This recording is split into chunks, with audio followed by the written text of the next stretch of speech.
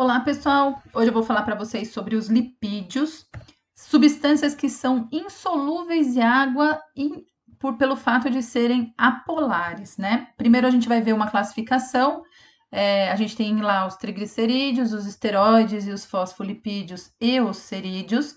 A ideia é que eu fale de cada um deles, principalmente sobre a importância, onde a gente encontra, tá bom? As principais características. Começando pelos triglicerídeos, a principal função que ele tem é de reserva energética. Na verdade, é a mais eficiente reserva que a gente tem no nosso corpo. Só para vocês terem uma ideia, enquanto que carboidratos e aminoácidos, eles têm 4 quilocalorias por grama, o lipídio tem 9 quilocalorias por grama. Então, é uma reserva altamente energética, tá? Eles funcionam no nosso corpo como isolante térmico e também contra a proteção de choques mecânicos. Também a gente pode incluir que eles são excelentes veículos para absorver, né? Formar e absorver vitaminas, que são as vitaminas lipossolúveis, e também eles eles fazem parte da produção dos hormônios sexuais do nosso corpo, tá? Aqui a gente tem o exemplo de duas células adiposas, que são os adipócitos, e aqui dá para a gente ver que dentro da célula, ó, ele forma uma reserva mesmo, né? Uma gota grande de lipídios. Aqui estão as organelas, percebe? Então, aqui é o adipócito, que é a célula que armazena lipídios no nosso corpo, faz parte do nosso tecido conjuntivo. Os triglicerídeos, eles recebem esse nome porque eles são formados de 3 moléculas de ácidos graxos e que estão grudados, né, associados a um glicerol. Então, se a gente for ver, aqui está o glicerol e aqui estão os 3 ácidos graxos, tá bom? Formando essa molécula. Existem dois principais triglicerídeos, que são os óleos e as gorduras. Os óleos, eles são encontrados principalmente de origem vegetal e em temperatura ambiente eles são líquidos, enquanto que as gorduras, elas normalmente são de origem animal e em temperatura ambiente ela é sólida. E isso faz com que no nosso corpo ela cause um problema muito grande, que é a arteriosclerose, caso ela esteja em maior quantidade e comece a se acumular dentro das nossas artérias, tá? Hoje, todo mundo fala muito sobre gordura trans. Gordura trans é um tipo de triglicerídeo, mas ele não é um triglicerídeo natural. O homem, ele adiciona o hidrogênio a uma molécula, a uma gordura insaturada, que fica extremamente estável e que melhora a consistência dos alimentos e principalmente o prazo de validade.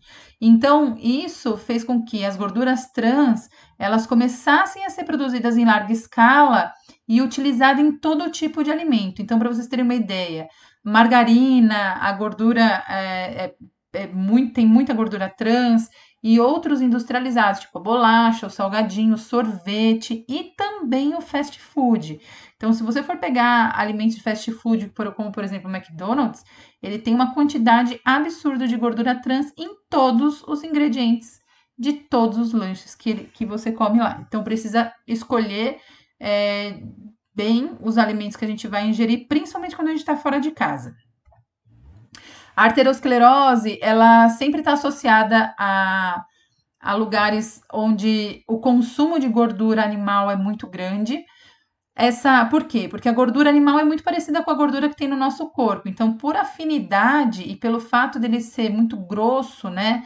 Dele ser denso, dele ter uma circulação lenta, ele vai parando nas artérias e vai fechando a luz das artérias. E aí impede o sangue de passar.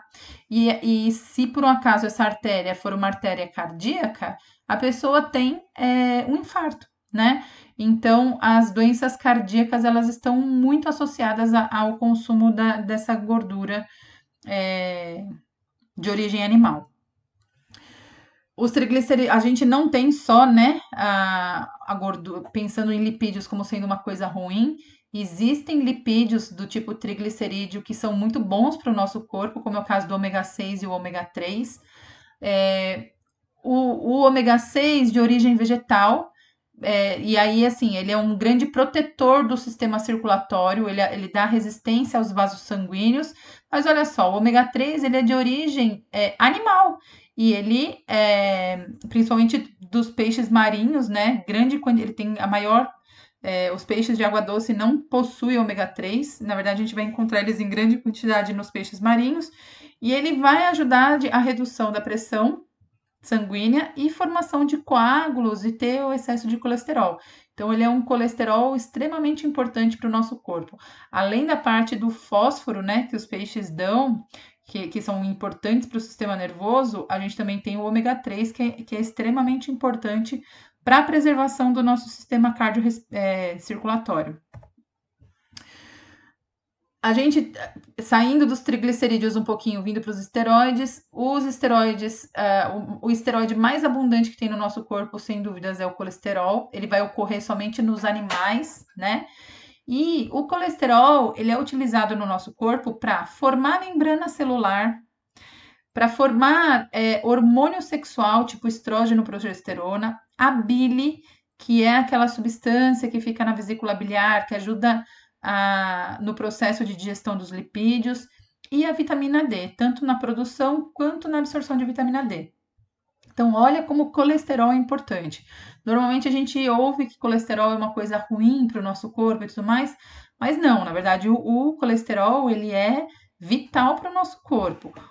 A grande questão que a gente se confunde muito é o seguinte: existem vários tipos de colesterol, né? E dois aqui são os principais, que quando a gente vai fazer um exame de sangue, o laboratório vai dosar para saber se está tudo ok no nosso corpo, que é o LDL e o HDL, que normalmente a gente chama de colesterol ruim, e aqui é o colesterol bom. O colesterol ruim ele é chamado assim por quê? Porque ele é um colesterol de baixa densidade, tanto que o L aqui vem de low, que significa baixo, né? Ele é lento. E aí é aquele colesterol que ele vai se acumulando nas artérias, nas veias e que vai causar arteriosclerose. E normalmente ele surge da alimentação de coisas que têm origem animal, né? Aqui o colesterol bom, ele é um colesterol de grande circulação, que a gente fala. Ele tem alta densidade, então o right aqui vem de rápido. Ele tem uma circulação rápida, ele é fluido.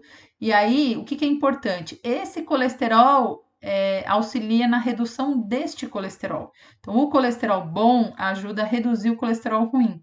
Dessa forma, ele acaba sendo importante para a preservação do sistema circulatório e evitar arteriosclerose, né?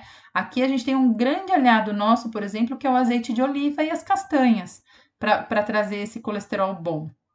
Além do que, ele é o grande responsável pela formação dos sais biliares, que ajudam o nosso corpo na digestão das gorduras, ok?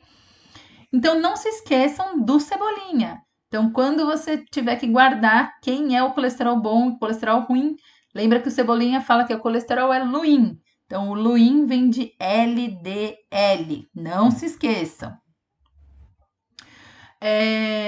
Aí a gente vem para os fosfolipídios, né? Então, a gente já falou de triglicerídeo, a gente já falou de esteroide e agora a gente está falando de fosfolipídio. O fosfolipídio é um lipídio complexo. Por quê? Porque ele vai ter uma parte lipídica, que é o ácido graxo, e ele vai ter um íon, que é o fósforo, né? Então, ele vai ter o fosfato que vai se ligar, dando a ele uma propriedade hidrofóbica e uma propriedade hidrofílica. Por que saber que tem uma porção hidrofólica e hidrofílica é importante para nós? Porque ele é o principal formador da membrana plasmática. E, por conta disso, a gente tem que lembrar de uma situação, que é o fato do nosso corpo ter 70% de água. Como que a gente forma a célula com uma membrana feita de lipídios, sendo que lipídio é insolúvel em água e ele tem porções que são apolares? A gente resolve isso colocando uma porção que é polar ou que é hidrofílica. Então, se a gente for olhar aqui, ó, essa estrutura é a mesma coisa dessa estrutura. Então, essa estrutura aqui, ela vai ser o fósforo, essa bolinha, e aqui a gente tem o ácido graxo. Então, ela vai ficar, essa porção aqui seria o meio extracelular, e aqui a gente tem o meio intracelular. Dois lugares que estão repletos de água. Então, é a parte do fosfato que fica em contato com a água, enquanto que a porção hidrofóbica, que é o ácido graxo, ele fica no meio desse sanduíche que forma a membrana plasmática, certo? E por fim, mas não menos importante, a gente tem os cerídeos, Os cerídeos são os lipídios impermeabilizantes na natureza. Aqui eu trouxe para vocês o exemplo nos vegetais. Então, é nítido a gente perceber que quando o vegetal ele entra em contato com a água, a tendência dessa água escorrer, isso para ela não se acumular em cima do vegetal e não propiciar o desenvolvimento de micro-organismos, como fungos e bactérias. Então, ele acaba sendo bastante importante para afastar esses micro-organismos, né? Então, é uma forma de preservar o fruto que está aqui. A gente tem ele não só de origem vegetal, mas também na origem animal. Aqui, toda essa parte da colmeia é feita de cera. E essa cera, por quê? Aqui dentro tem o mel. E o mel, ele é um prato cheio para micro-organismo se desenvolver, né? Então, o fato de ter a cera em volta preserva e impede o desenvolvimento de micro-organismos. Da mesma forma, a cera no nosso ouvido, né? O cerume que está no ouvido, ele está impermeabilizando para evitar que a água entre no canal interno do ouvido e lá se desenvolvam fungos e bactérias. Tanto que quando a gente tira essa camada de proteção ou por algum motivo entra água, né? Quando a gente vai para a piscina ou tá tomando banho, enfim, a pessoa ela fica com dor de ouvido, porque onde tem água existe a possibilidade de se desenvolver micro-organismos. Ok, queridos? Então, essa aula termina por aqui.